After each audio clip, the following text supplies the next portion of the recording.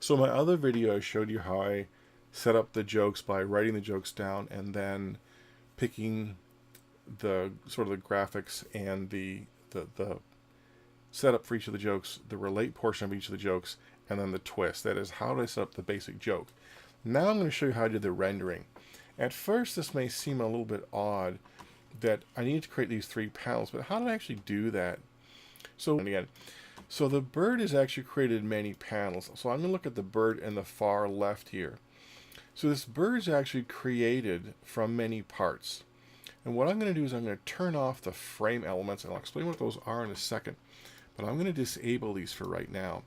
So by putting a layer mask over my frame, what that allowed me to do was to actually have all of the parts of the emu bird could be seen, but it would in fact extend beyond the borders of the frames.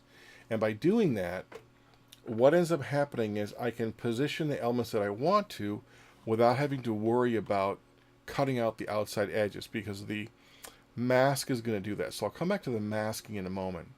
For right now, what I have was various birds. For example, I have a big bird. So once I created the big bird once, I never had to create it again. Then you can see the medium birds on screen. We're looking to the left. And I even had a small bird. So all I ever had to do was click on what size bird I wanted.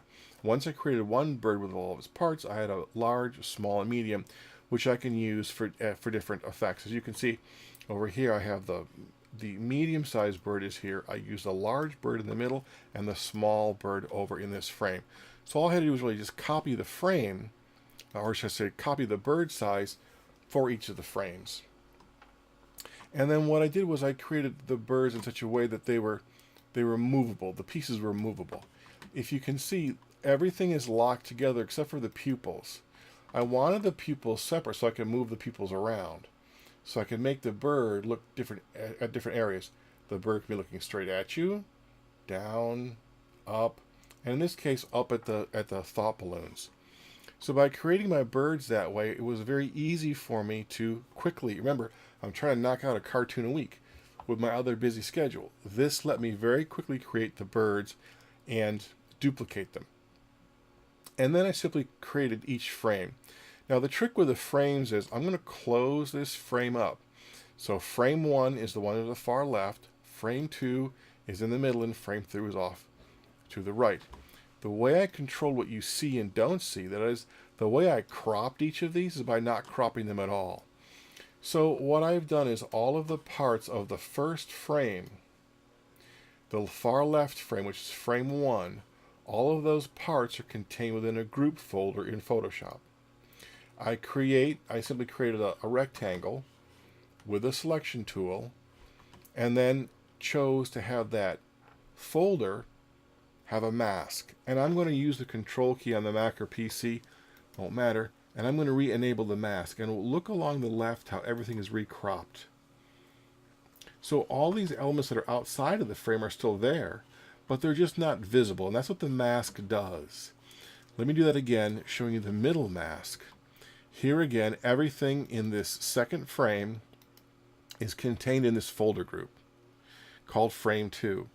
I use the selection tool to select a area just slightly smaller than this frame, and now I created a mask. By control clicking, re-enable the mask, it cropped the photo. So nothing is being cut, and that's my point, is that all my elements are still intact. If I wanted to reuse this same comic to make another one, I'm not actually cutting anything out. Let me do the same process here for the last frame, and this allowed me to not have to do this for every single frame. Once everything is cropped, I'm going to go back to that first frame, the one on the far left.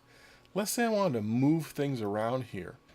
I simply select my bird, and everything is sort of bound together. This is a medium bird, and I can move the whole bird around. Now the pupils are set off differently, so I need to select that as well. Or if you'll notice, I've put the bird in its own folder. If I just select the bird's folder, I can move it around.